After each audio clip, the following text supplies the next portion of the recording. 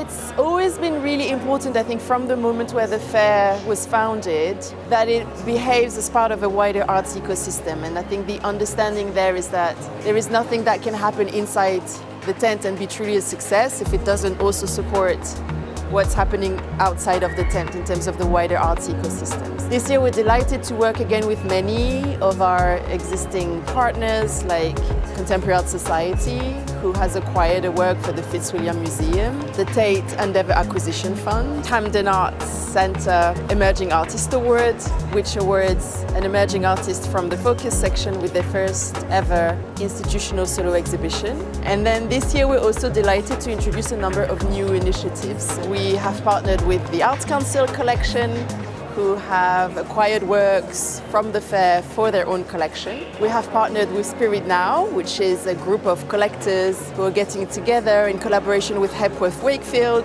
to acquire a work from the fair from an artist under the age of 40 years old, a woman artist. And then finally, we're also collaborating with the Comité Professionnel del Galerie d'Art with Fluxus, which is awarding a French artist showing in any gallery of the fair with a cash prize. Well, we are so pleased, to have won this prize, which we think is all the more meaningful to us because it rewards a French artist exhibiting in the UK at Frieze. And Fluxus, is a program that stimulates exchange between French artists, to work in the UK and UK-based artists to work in France. And as a young gallery, we need support from, of course, collectors.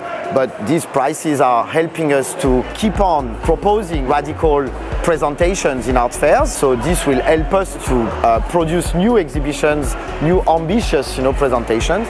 And of course, it will give us visibility. It will help the artists gaining visibility, gaining a more international profile as well. Josefa was thrilled. She was really happy, and especially considering the members of the jury, some of which Josefa are really admiring as curators and so on. So it was all the more meaningful for her that her work, was recognized by this panel of people.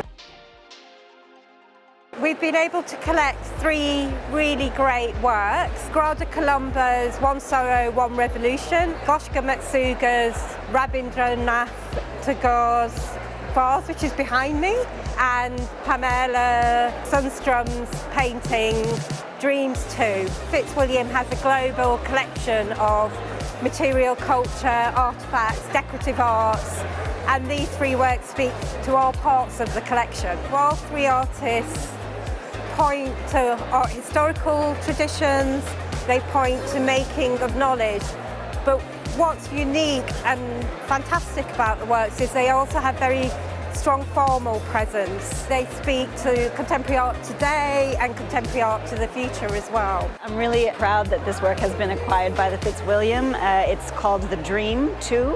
I think my intention for the work was to really speak about fragility and subtlety and to reward a sort of slow gaze, that there's something that is important to me about kind of grabbing an eye from across the room, and once I've grabbed that eye, it's important that I reward the viewer for spending more and more time in front of the work. I was hearing some interesting conversations about where this work might be placed in the collection, and there was somebody who said maybe with the landscape, somebody who said maybe it would work with work around migration, and to me that's really a great kind of sign of it being a successful work, that it shifts between a few ways that you can read it, and that's the best, that if there are little threads that you might pull from the work to start to kind of weave your own story, that's always important to me.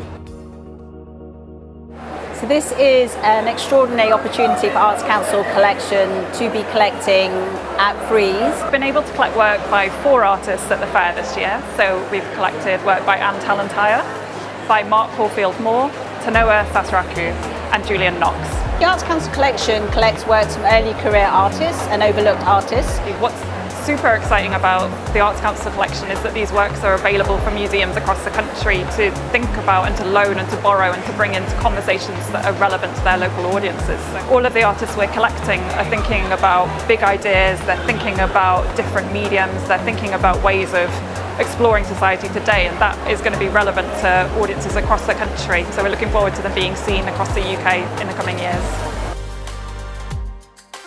It's amazing to be back at Frieze. I've been every year for the last 20 years, so it's a really special one this year. The first morning is always the most fun. We've had some amazing artists over the last 5 years who've already gone on to really do incredible things. Julien Croizet is representing France at the Venice Biennale next year. Tenant of Culture has a wonderful show that's just opened in London. Every year it's a revelation to us. It's so international, and so many of the artists are artists that we haven't come across before. We learn a lot, we find out about a lot of new artists, a lot of new practices, and I think we're always looking to be surprised and for something that just feels like it has a kind of energy, and the show at Camden can really add something to that artist and that practice at that moment. So it's kind of timeliness as well, I suppose. My name's Jack O'Brien. I'm an artist based in London. I moved from Suffolk about 10 years ago to study. There's a few broad themes that expand within the work. So on the one hand, there's my own personal experience, queer experience, whether that's through a kind of sensual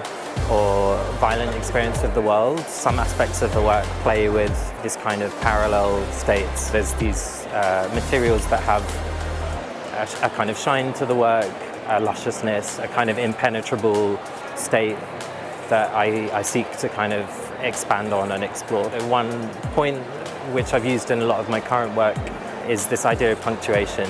I've used chrome-plated balls or white shirts that become repeated and expanded as a motif. I kind of want to explore that idea of multiplicity, essentially. All of us on the jury were really fascinated by the work. There's a maturity, it's very confident, and a large-scale sculpture, which I think is really, it's great to think about that in terms of what's going on at the moment. I think some of the issues that the work deals with in a very enigmatic way.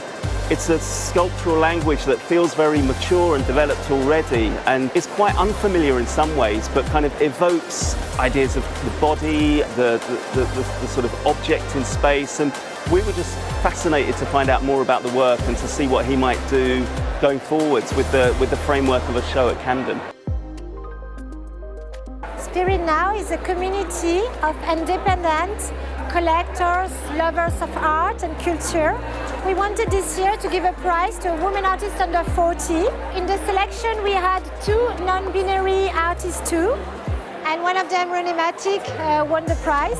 We're really excited at the Hepworth Wakefield to be receiving these incredible works by Bronwyn Katz and René Matic. I'm excited for audiences in Wakefield to experience these works, to think about how sculptural languages have developed across the world, to think about a different use of material and the way that Katz is evoking sound as well as form through her sculpture. And with René Matic's work, I think it's a really exciting exploration of different gender identities and different relationships and forms of intimacy and love.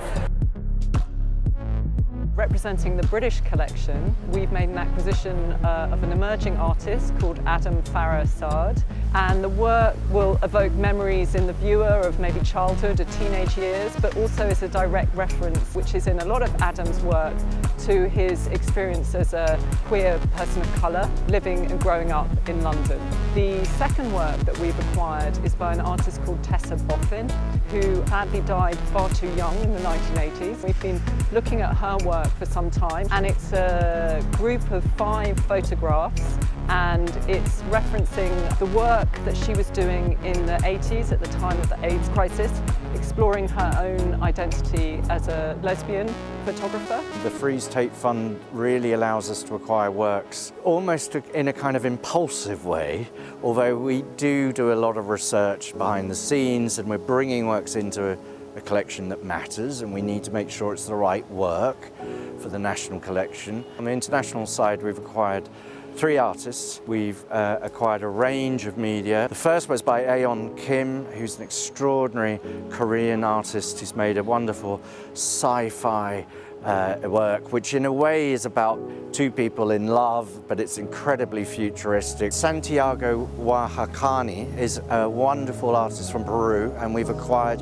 an extraordinary painting, a large painting, which is made from natural materials. The third artist is Balinese artist Murni, an extraordinary painter who was very active in the 80s and 90s. In particular, made these incredible sort of very narrative-driven paintings, very beautiful. They talk about some very difficult things in her life. I think they will get from these new works the idea that we're not just focused on the American European canon, that we're really looking far and wide. In the case of Indigenous work, I hope more people will come to take to see work by Indigenous artists, which touches on climate change, it touches on the idea of the realities of the world in a different place other than the urban centres. And again, we also still want to bring the world to Tate Modern especially, and in our displays we're always talking to this reaction of art around the world, that it wasn't just in certain centres, that it was really experienced in different ways by different people, different artists, many of whom have yet to be surfaced.